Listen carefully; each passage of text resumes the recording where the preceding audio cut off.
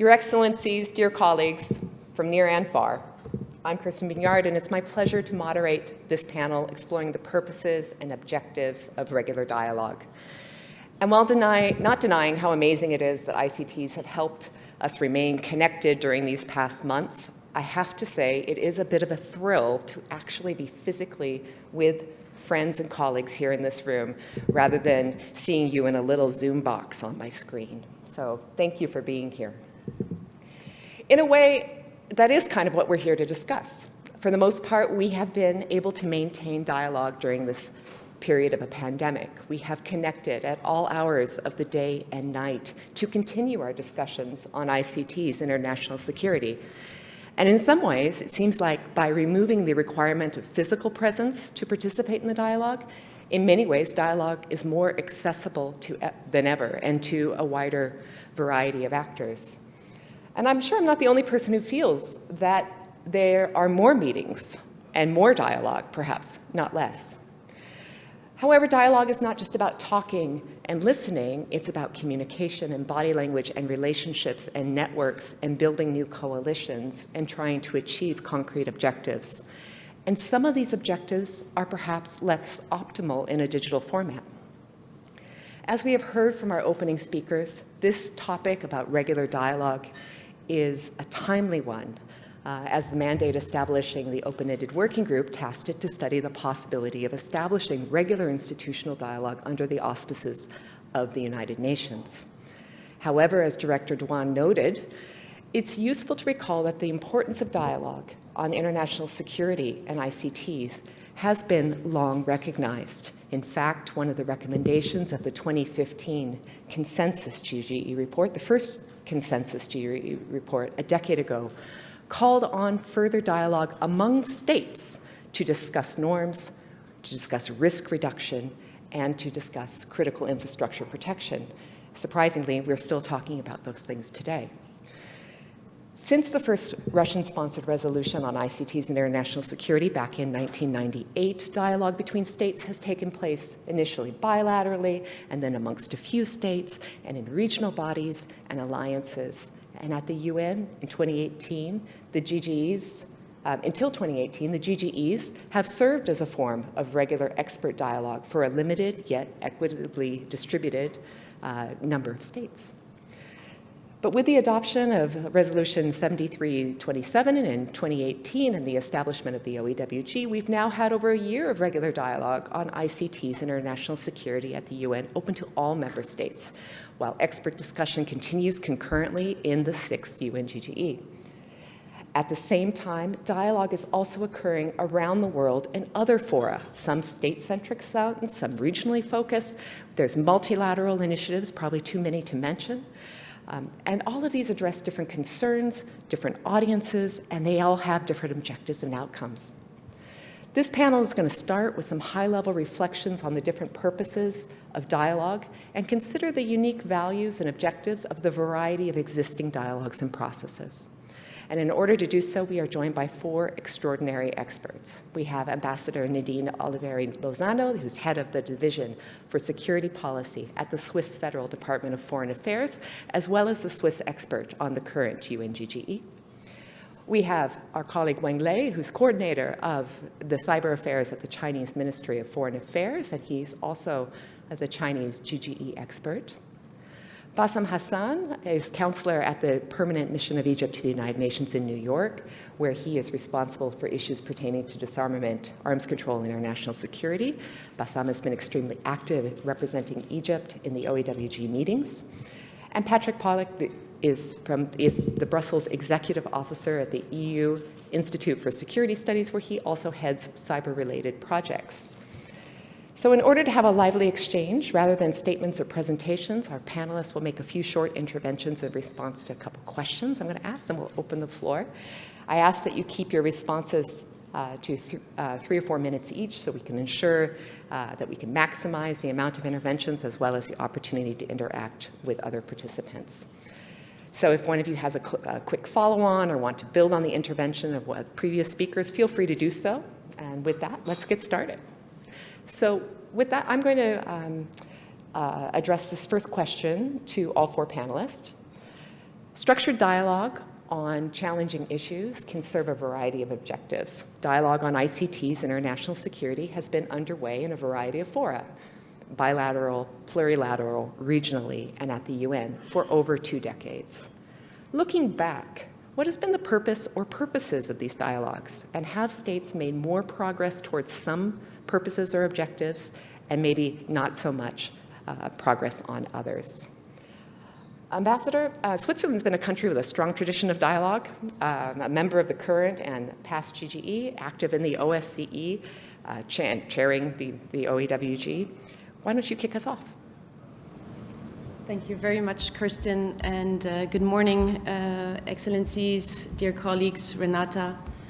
Thank you very much first to UNIDIR for organizing this conference. It's a pleasure for me to be here. It's actually my first business trip since March, so I was very excited to be able to come to Geneva this morning. And hello to my fellow panelists in the virtual world.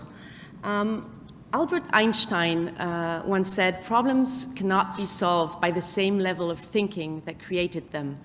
And there are different versions of this quote, but I think this illustrates very well the purpose of dialogue. We have to talk and listen to others in order to solve problems. And as you said, Switzerland has a long-standing tradition of doing so. As mentioned by Carmen earlier in the first panel, dialogue is at the heart of our job as diplomats. And it's the best tool we have to address new challenges and find ways to resolve conflict. Thanks to the first resolution on ICTs and international security, which the Russian Federation tabled at the end of the 90s, the international community has been discussing these topics for over 2 decades now. Dialogues in the successive GGEs and later in the newly created open-ended working group, as well as on bilateral and regional levels, as mentioned, have helped us to better understand the challenges we are facing and how to tackle them together. This was extremely important given different views and competing narratives on the benefits and threats embedded in the widespread use of ICTs. So we've achieved not only a better understanding of the technologies and their challenges for international security, but also the respective viewpoints of states. And this is key. Successful dialogue requires us to engage with those who have divergent, sometimes very conflicting views. It is the hard conversations, not the easy ones, that make the difference. The various GGEs explored boundaries, but also found common ground. And what has been achieved is remarkable in my view. We have a much better understanding of the existing and potential threats, a whole set of cyber confidence building measures to enhance trust and cooperation. We have identified capacity building as an important area of collaboration, and we've agreed on 11 voluntary norms for the responsible behavior of states in cyberspace. And finally, in my view, the most important recognition is that international law is applicable and is essential to maintain peace and stability and to promote an open, secure, and peaceful ICT environment. All this has been endorsed by the General Assembly, which means all UN member states have endorsed this, and it means we do not operate in a legal vacuum. States are bound by the rule of law. So we've heard it in the first panel. Some argue that this is not enough, that it's all going too slow and we have to go further. I beg to differ. Dialogue is a long-term process. To make it successful, we have to be patient and passionate, which the panelists in the first round were. And to make it successful, we have to be willing to talk to each other. We need to answer a certain number of questions, in particular as how to international law applies in practice, and we need concrete guidance as what states can take, what steps states can take to make voluntary norms and CBMs operational. Last year, we took the dialogue to a new forum, the open-ended working group, which is open to all states and also has a multi-stakeholder approach, which I welcome. This offers a unique opportunity to build a wider, universal understanding of the topic. We realized that many states were not familiar with the discussions in the GGE and their reports, and with the open-ended working group, this has started to change. We learn about concerns and needs of a broad group of states, much broader than in the GGE, and this is positive. At the same time, states that did not follow the work of the GGEs closely or didn't have the resources to do so, get more familiar with the conclusions and recommendations of previous GGEs. And as such, these discussions are a form of capacity building and confidence building measure in themselves. The multi-stakeholder inclusion allows civil society and other stakeholders to make important and valuable inputs to the work of the group. The advantage of the GGE, on the other end, is that dialogue is taken in a place of kind of safe environment. Confidentiality and the small size of the group allows to delve deeper into the issues and to have a more open and frank discussion among experts. It would most probably have taken much more time to develop the 11 voluntary norms in the framework of the open-ended working group.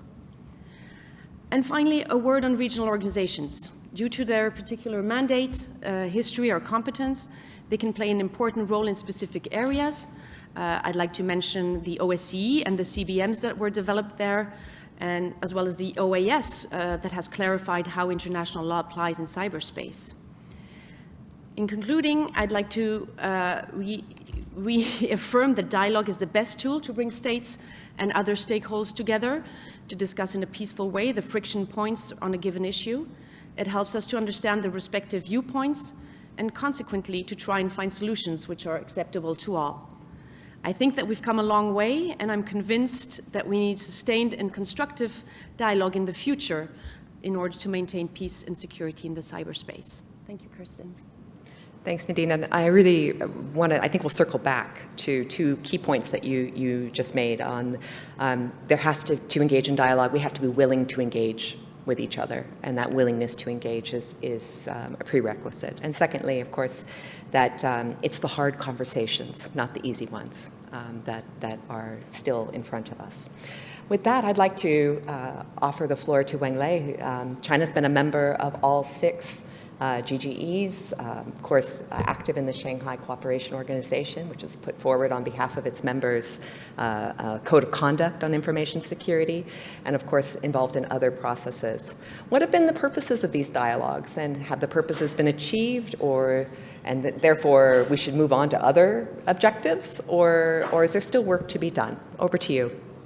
Thank you very much for inviting me to this very interesting and important dialogue. And I agree with the previous speakers that dialogue is very, very important, and could not only exchange views, also could deliver the concrete outcome. According to my experience in the cyberspace, particularly within the UN framework, there be different level of purpose of the dialogue. First is the promoting the understanding of the issues. Maybe this is quite special in the cyberspace or information security, because it's quite a new one. Once the first resolution was introduced in 1998, actually there's no common understanding even on what's really this issue about, what's the scope, what should be the core, and who should be the part of the process, and how far we can go. Actually, the common understanding of the issue is the basis for further dialogue. Second purpose of the dialogue is promoting understanding each other's concern and priority, and establish the bilateral and regional cooperation framework. You just mentioned, thank you very much, mentioned it's the first international code of conduct which put forward within the Shanghai Cooperation Organization context. And actually it's the very, very important and important outcome of the regional dialogue. And we also have dialogue bilaterally. Finally, it's agree on the legal framework for the bilateral cooperations in the information security or cyber security. And except the Shanghai Cooperation Organizations, we also have the dialogues within the BRICS context, and we have the roadmap for the dialogue and the cooperations, and which is also important. So this is the promote the understanding of each other's concern and the cooperation bilateral and regional.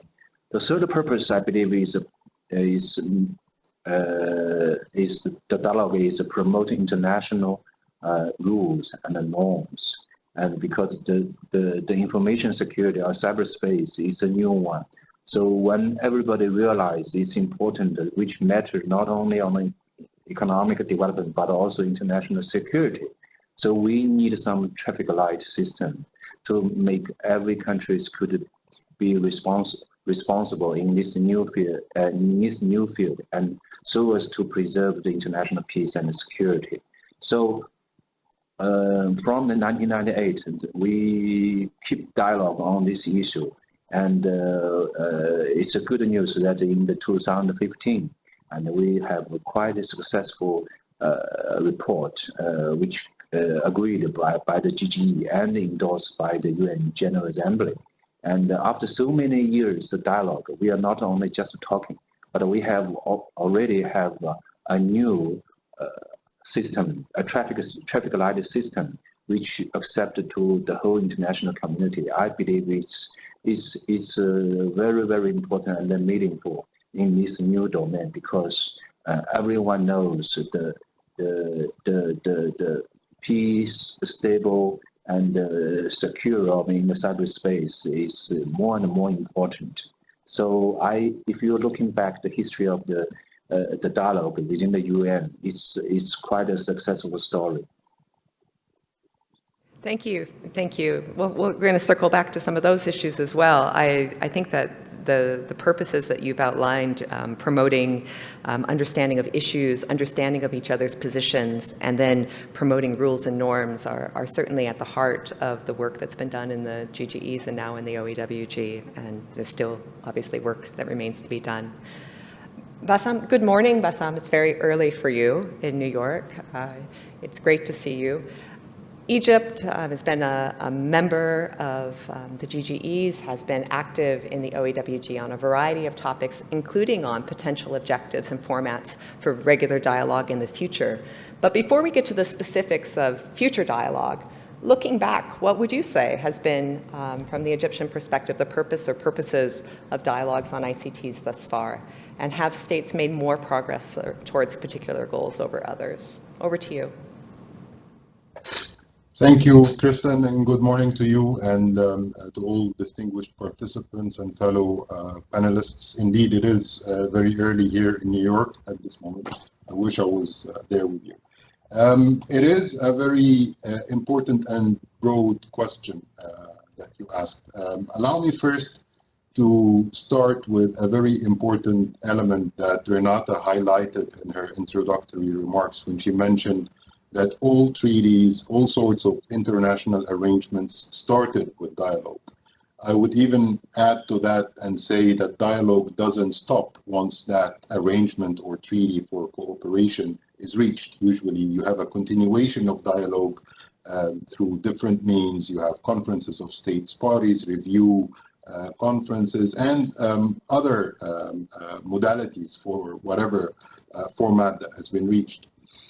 So what I want to say is that dialogue and negotiations are not mutually exclusive.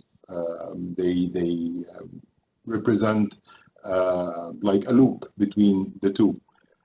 Now, the UN itself, in my view, is an irreplaceable platform when it comes to this particular topic. I've heard very important views expressed in the opening session and also in this panel. I personally believe that the UN is the main platform if we remind ourselves that we're addressing the issue from the international security perspective. It's a cross-cutting, multi-dimensional topic. ICTs are being addressed from their technical, economic, legal, human rights dimensions in different domains. And there is no place better than the UN to harmonize what we can do. Of course, we recognize the importance of the regional work, but when it comes to international security, we all cannot afford to have different norms or different rules in this regard. ICTs, by definition, are global. We're all using the same technologies one way or another, and we rely on them. So I think we're all better off to understand why the UN in particular is the place where we can have a division of labor between the ITU, the OECD, the UNODC, the Human Rights Council, the First Committee, the Third Committee, all these venues on top of the regional aspects. So far, as all colleagues know, we had 6 GGEs and 1 open-ended working group for over 2 decades. The purposes of these processes, in my view, was basically first and foremost to identify the threats and what needs to be done about them, to structure the discourse. And I think that was a very important contribution of what we have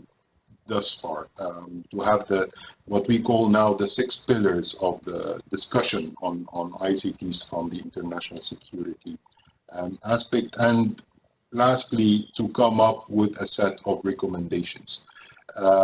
In my view, they managed to come a long way. Of course, we can have a long debate whether this is sufficient or not, what we have thus far, but I think there is no disagreement that the rate of implementation of the recommendations that were reached is still quite low, and I think many experts have expressed the view that this is mainly because of their voluntary nature.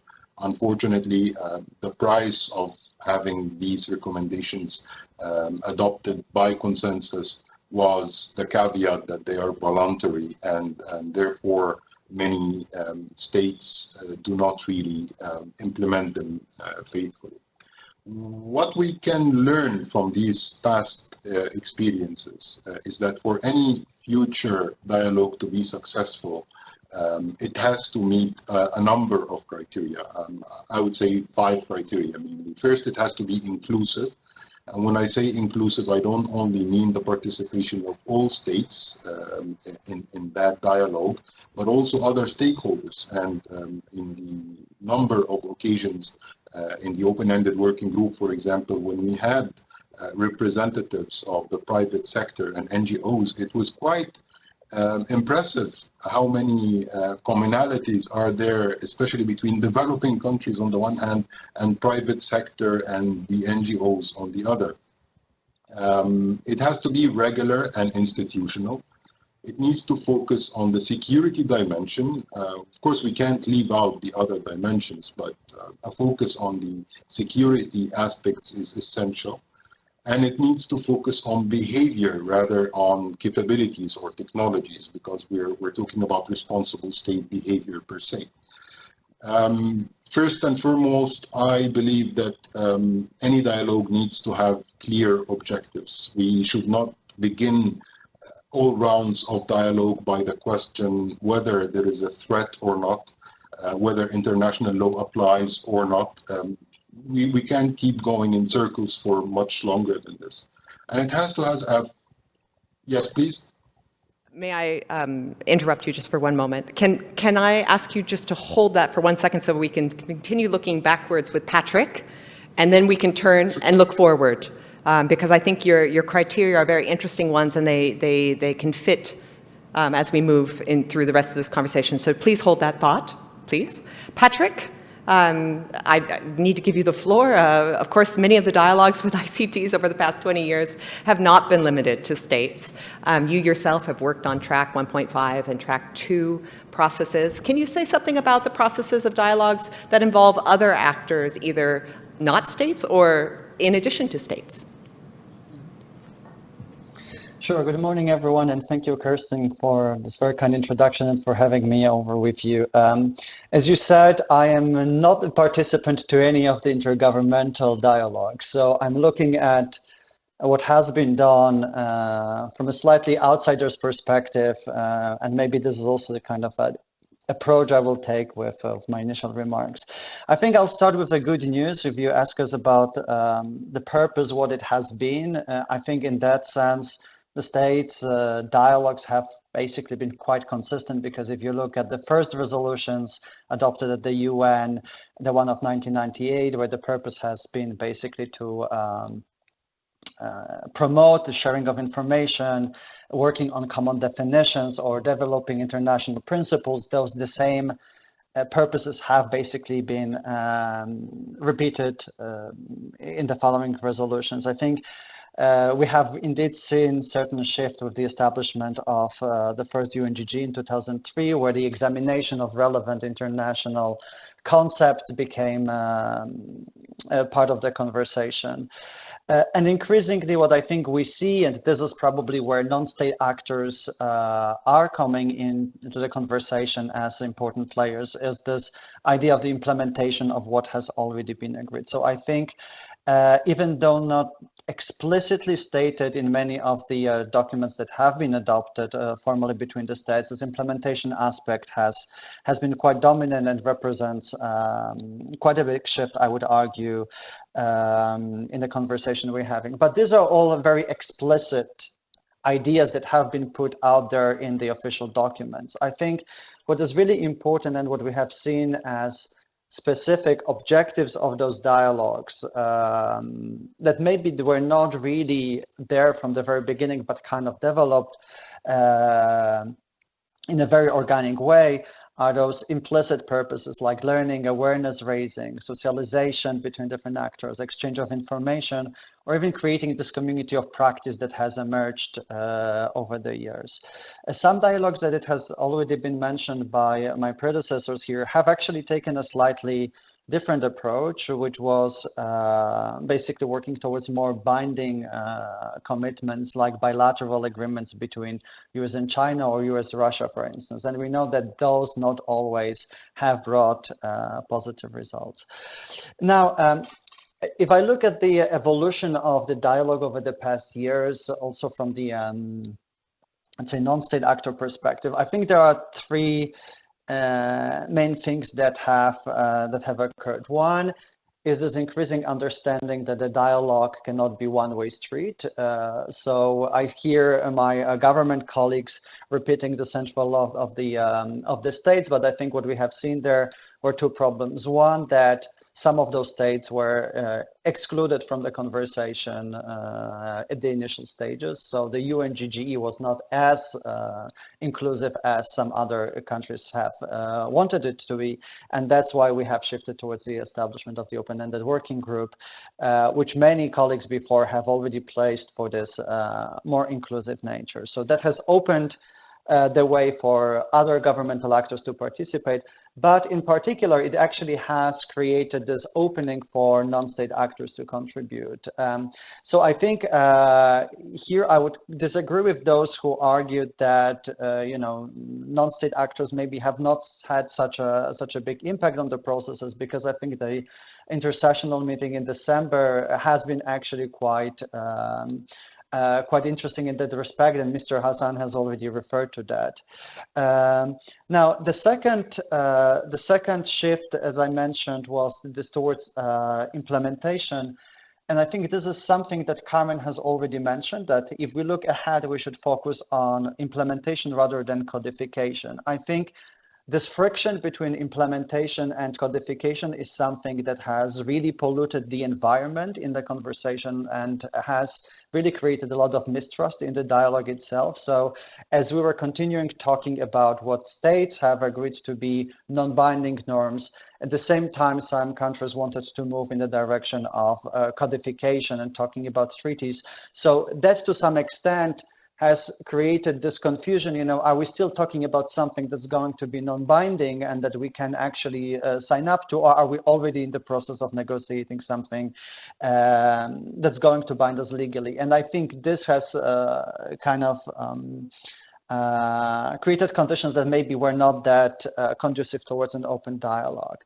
And I think the third element is something that Mr. Hassan also referred to, this division of labor within the UN. I mean, you see it as as a positive development. I also think that this is something that has really made the discussion very difficult.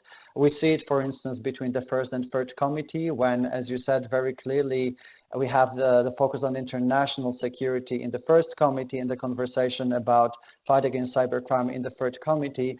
But the two groups and committees are actually moving at a slightly different pace. So there is this risk, again, that this idea of talking about more informal cooperation structures within the first committee and the focus on the more formal treaty negotiations, again, might be to some extent fused at the later stage, which again doesn't really give everybody clarity on how to move on. So I think these are the elements we have to keep in mind as we move forward. And I think this issue of potential duplication or lack of coordination or never the twain shall meet between the first committee and the third committee conversation is something that if we have time, I think people would be interested to explore more deeply. Now, Resolution 7327 tasks the OEWG to study the possibility of establishing regular dialogue. Now, based on what all of you have said in the first round of questions, what do you see, or do you see added value of more formalized dialogue under the auspices of the UN? And I'm going to start with Bassem, because I think you were already turning to this when I cut you off, because I wanted to make sure we had something to talk about, you realize, right? So could you tell us a little bit more, your perspective? You started with what you see as the criteria for regular institutional dialogue going forward. So tell us more about the added value of this dialogue in the UN processes. Well, I think there is, I hear an echo. Can you hear me? Yes. I think there is a growing international consensus that we need to continue our work. There is still a lot to be done, both on the fronts of implementation of what we already have and the codification front as well. And these, again, are not mutually exclusive, but I fully agree with my colleague that there was a great deal of confusion on that matter.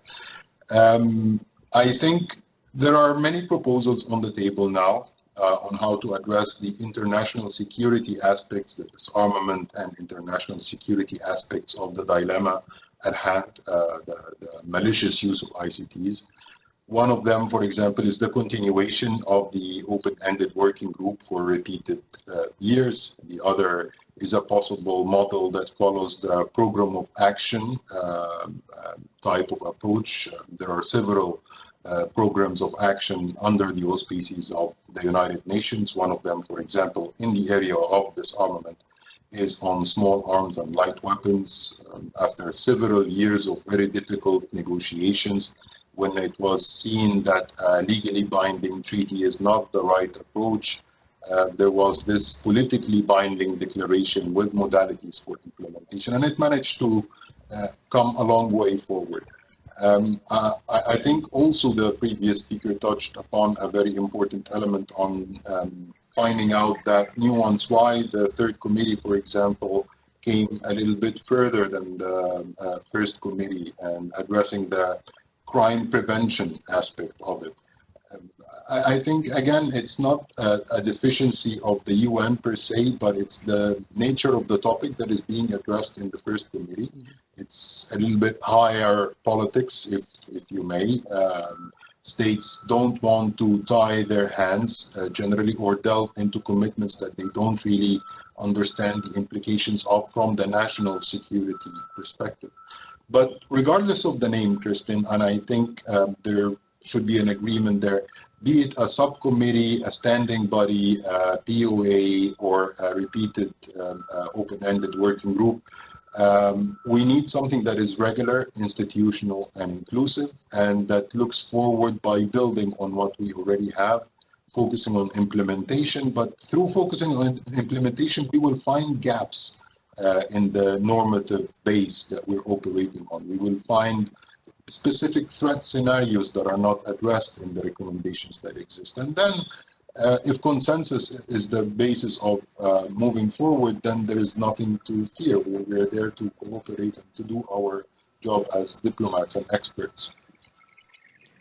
Thank you. Wang Lei, would you like to address that, the added value of discussions under the UN auspices?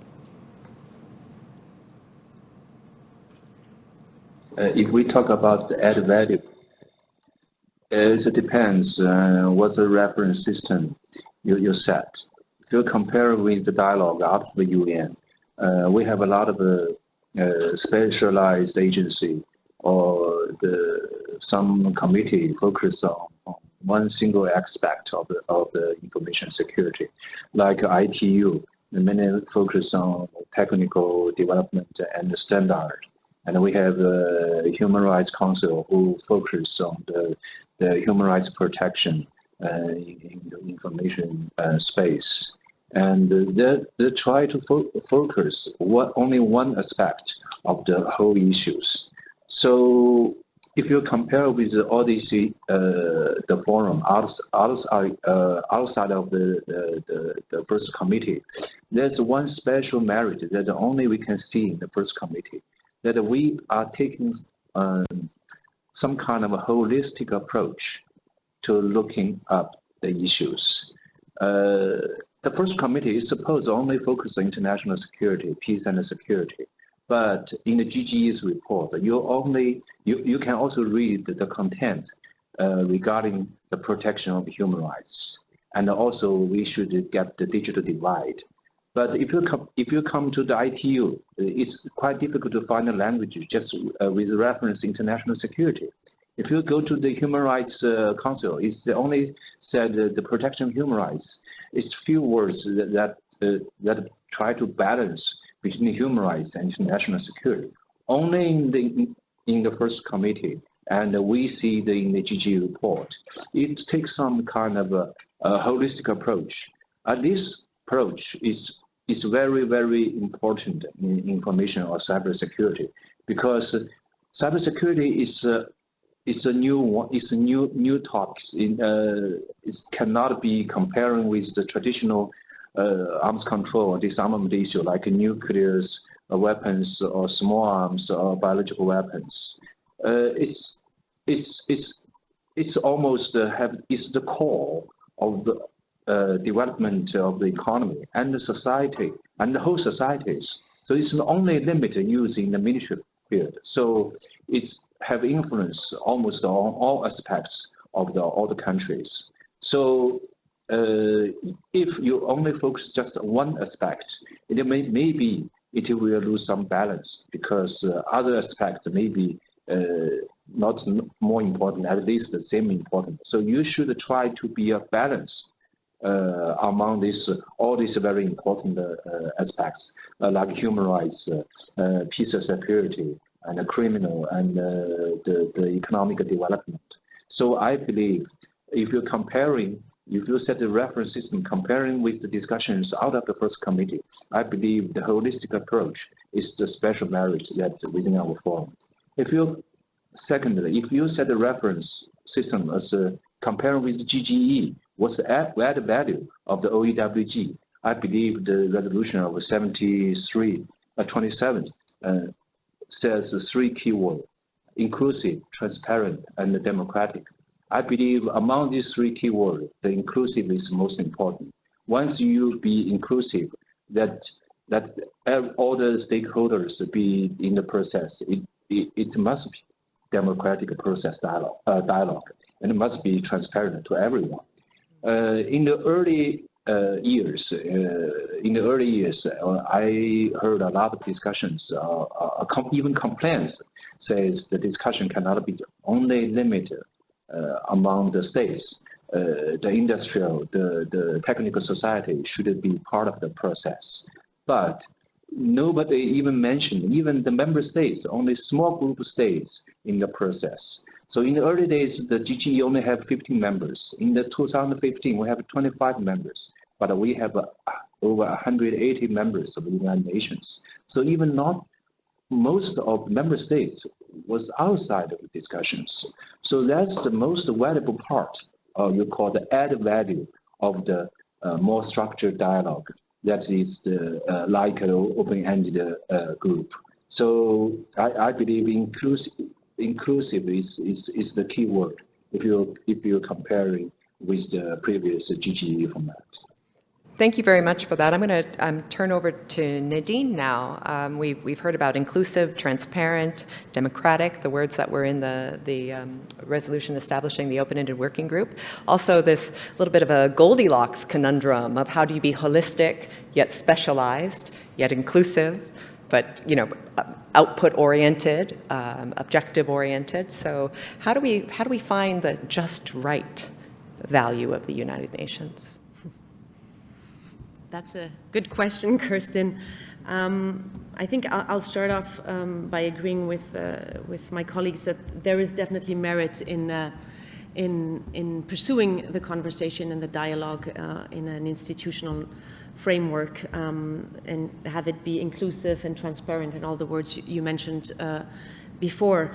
For me, the inclusiveness includes the multi-stakeholder approach because I think we've reached a point where it's very clear that without the private sector, without all the other non-governmental actors, we're in our silo, and I think it's essential to include them in the discussions. I do also think that it's important not to duplicate existing formats, and in that sense, I think, well, it might be challenging to have to work in these different aspects, security, third commission, and others. I think what we need to do is find a way to have those views and those aspects come into the conversation. I see it rather difficult to have a complete conversation that englobes all aspects. And in that sense, I think because we're talking about security policy here, we have to stay close to that part of the mandate. I also think that currently the work is ongoing. We have two parallel processes, and we could have an opinion on the efficiency of having two very similar mandates. I, however, do think we need to wait for those two processes to finish their work, hopefully by publishing reports, before we start talking about the follow-up process. So we can think about it, we can discuss different options, and they've been mentioned, POA, subcommittee, and whatnot. But I think we need to not preempt the outcome of the open-ended NGGE before discussing the future. I also think that in order to do so and to discuss the future, we need to agree on what the topics are going to be. And I see that quite challenging. I think that there's a lot of ideas out there, codification versus implementation being one of them. I strongly am in favor of focusing on the implementation. Others have a different view on that. And I think we need to have a clear idea of what we want to discuss in order to have a clear mandate and not turn in circles as was mentioned before. Thank you. I hope that we can contribute with some of the conversation today to exploring some of those options. Patrick, I think let's circle back to something that you brought up. You mentioned Third Committee and other UN processes. At a time when the organization and member states are confronted with very difficult budgetary decisions and competing urgent priorities and redistribution of budgets, there's an understandable emphasis, and we've heard it already from some of our speakers, on using existing processes and mechanisms, not creating new things, reducing duplication of efforts, making sure that specialist bodies are tasked with their specialist topic. So leveraging the right partnerships and relationships with other stakeholders, all of that, ensuring accountability and results. So considering the variety of dialogues and processes, even within the UN framework, how can dialogue at the UN on ICT's international security be better linked to other institutional dialogues and processes, including those addressing other dimensions of ICTs other than international security? And Wang Lei mentioned some, the crime dimension, human rights dimension, there's trade dimensions, there's the Third Committee on Cybercrime. How do you see that going forward? I think it's a literally $1 million question, in the sense that if I could, I would create a fund where I would put $1 million or euros or whatever you want to facilitate that conversation. To yourself. When I think about it, it's not really a UN specific problem, and I think it also ties to the conversation we have heard in the first panel. The reason why having a dialogue on cyber, digital, tech issues is so complicated is exactly because it's really almost impossible to keep it contained to very specific silo, even within the UN, within the national administration, any international or regional body. So to some extent, what we really need is a completely new approach to digital and cyber issues, whereby our colleagues diplomats become much more fluent in digital languages, and our colleagues working on digital issues become semi or quasi diplomats. And I don't think there is really one formula that is going to solve that, simply because as Mr. Wang has already mentioned, it is impossible to maintain it within one structure, also because issues are so interrelated. So you cannot really talk about technologies like AI right now without really thinking about potential implications it has for the fight against cybercrime or other issues. So I think that really raises a lot of problems of coordination within the governments themselves, rather than only the UN. And of course, UN is becoming one of those international bodies where we basically see the symptoms of the illness within the national administrations, rather than actually the system being sick as such. So I think that is something that needs to be fixed.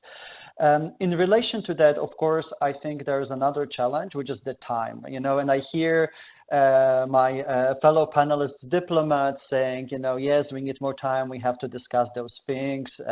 We need to be patient.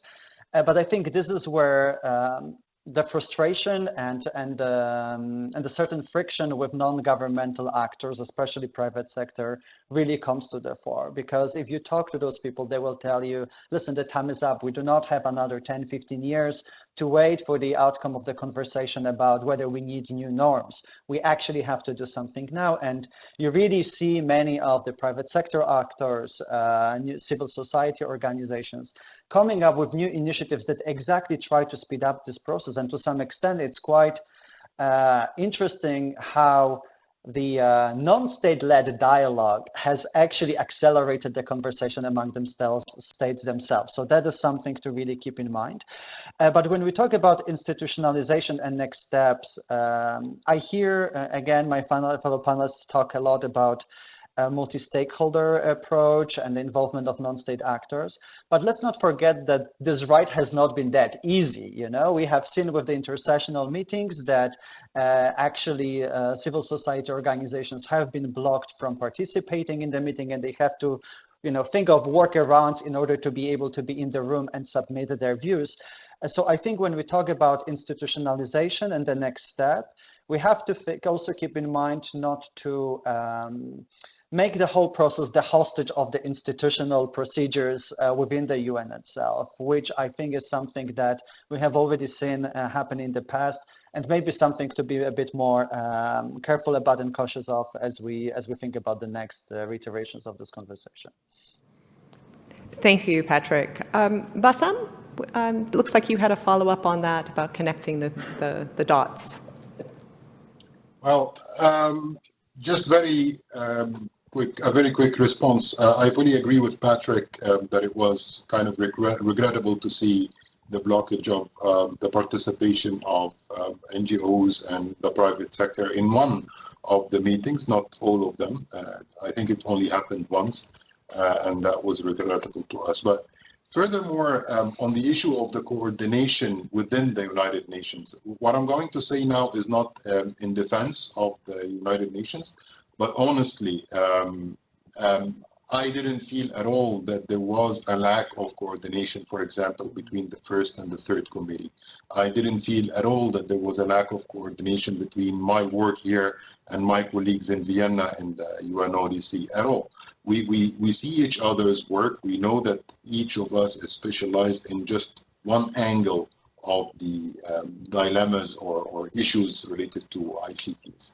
So I think we need to admit that the actual duplication that took place was within the first committee itself, that we have two parallel processes with more or less the same mandate. Both of them are resource intensive. And I personally believe that we should avoid repeating that experience at all costs. It's not only the budgetary implications, which are huge, but also the political signal that we give by establishing two competing bodies. I'm speaking here in my personal capacity, and I wish to highlight the problems with that. One last point on the concerns regarding codification. Codification means reaching norms and rules. And I thought that it's a common goal for everyone that we want to have a rules-based international regime. That's not something that we should shy away from or resist. That's actually our task as experts and diplomats. Again, if there is no agreement, that's a different story, but we should at least open the door for exploring what can be added to what we have and how we can strengthen the status of what was already agreed. Thank you very much.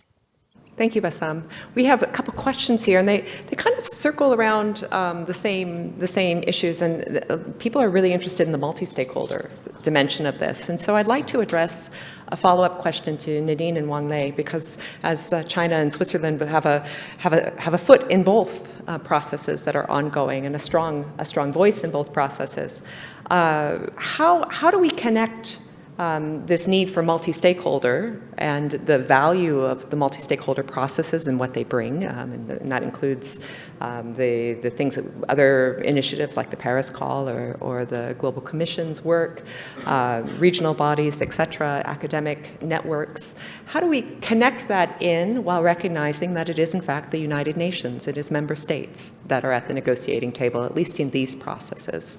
And how do we find the balance there? How do we get the inputs that we need? And also, how do we take our discussions in these formats to other fora? So perhaps both of you could address that. Would you like to start, Nadine? I think that indeed the multi-stakeholder approach is a value in the sense that it feeds the government discussion in a way, and the whole technology discussion and the challenges that the private sector might have as these systems get developed is very relevant for our conversation. We cannot ignore them. How do we do this? I think there's a lot of initiatives out there. There are probably too many to kind of keep track. And Patrick was talking about this super diplomat that's digitally fluid and can go from human rights to security. I wish. But I think those initiatives have merit and are definitely a very good starting point in order to feed our reflection. I can speak for Switzerland. We participate, one, in these initiatives. Two, we have regular exchanges with the different actors, be it private sector, academia, and others. We have our own initiative, which is called the Geneva Dialogue on Responsible Behavior in Cyberspace, which brings together private sector companies to think about best practices to ensure the security of digital products. And by hosting this initiative, we get a lot out of it as well, because we realize, or we kind of acknowledge what their reality is and what their challenges are. So I really see it as a two-way street. We also get an opportunity to let the private sector, which I agree with Patrick is a little more impatient than diplomats, let them know what the issues are on the state level. Why are we not moving forwards faster? Why are we not agreeing on new norms? And where are the knots in the conversation? So I really see this as a two-way dialogue, which needs time and which needs a bit of structure. I don't have a perfect solution on how to make it more efficient, But I think the OEWG with the intersessional started something, and I think we should build on that and make sure it's included in future work. Thank you, Nadine. Wan Lei? Multi-stakeholders approach definitely is very valuable and important. And I participated in several of the multi-stakeholders dialogue process. The atmosphere and the style is totally different from the first committee, definitely. And it's quite more inspiring. And they are actually the industrial and the scholars, they're quite more sensitive on the technology development and the consequences on the international securities. So actually, every time I listen to the ideas, the suggestions, it's quite inspiring for myself. And but the most surprise impressed me on the multi-stakeholder meetings is in the OEWG. That in that meetings, the dialogue between the governmental expert representative and multi-stakeholder representative, their presentation and suggestions is very, very professional and expertise, have a very strong background and expertise in this field. It sounds like they are part of the GG member during the past years. It really surprised me. It's the first time. Second, I believe the way to organize the dialogue is also important. So it's also my first time that we sit in the same conference room, and the right side is the governmental representative, left side is multi-stakeholders. So maybe it's not face-to-face, but we are in the same positions. You know, usually in the first committee, the representatives sitting on the chairs, but in the sideline, the multi-stakeholder representative, even some representatives from international organizations, they give the opportunity to deliver a statement. But the way of sitting, they give different impressions. That's, I believe, OEW, the Ambassador Lauber and the Secretary of UNDIR has do a very excellent job. It create an atmosphere of the more equal dialogue between the government and the multi-stakeholders. It's the best dialogue that I experienced during the past. So it also depends how you organized the meetings. Actually, after that meeting, I write down a lot of the very valuable suggestions of some scholars, some institutes. And I believe that their input is very important. It's very important to us. Maybe next time, my delegation will need more interaction, exchange views with them to make the dialogue more have interaction, not just I give a speech and you just listen, and you give a speech and I just have more exchange views. So that's my impression. And hopefully we'll get back to a time when we can do that in person as well. It's the formal in-the-room discussions and dialogue, as well as those that happen in the corridor and over coffee, as we all know. Now, this is really exciting and a great conversation, but I'm also cognizant of time. I'm going to give both Patrick and then the final word to Bassam in 1 minute. What's your key takeaway from this? What message do you want us to have in the back of our mind today as we continue to discuss regular dialogue? So Patrick, 1 minute, you're on. Sure, I think I'll need 10 or 20 seconds. I think what really is really clear to me listening to this discussion today is that there is this inherent friction between our commitment to multilateralism and cooperation within the UN framework with, to some extent, our commitment to multilateral and multi-stakeholder cooperation when it comes to the cyberspace. And I think these two need to be reconciled. We cannot, on one hand, say that international peace and security is the business of governments, but at the same time say we need to also, of course, talk other stakeholders. And of course, we're listening to what you're saying. I think these two need to be somehow reconciled in a more structured way. And if we're thinking about the future of this dialogue, that will have to be worked out. Otherwise, it raises for me the real issue of transparency and legitimacy. Where are the norms made? Who is making them? Who is adopting them? On one hand, we hear, yes, it's governments at the UN, but at the same time, we also know that many of the non-governmental stakeholders, in particular the private companies, have the way of making their agenda more prominent than, for instance, civil society representatives. And that really raises a whole set of other issues that we will have to maybe organize another conference about in 2021, such as transparency and legitimacy of the whole dialogue. And I think that's something we should really think about.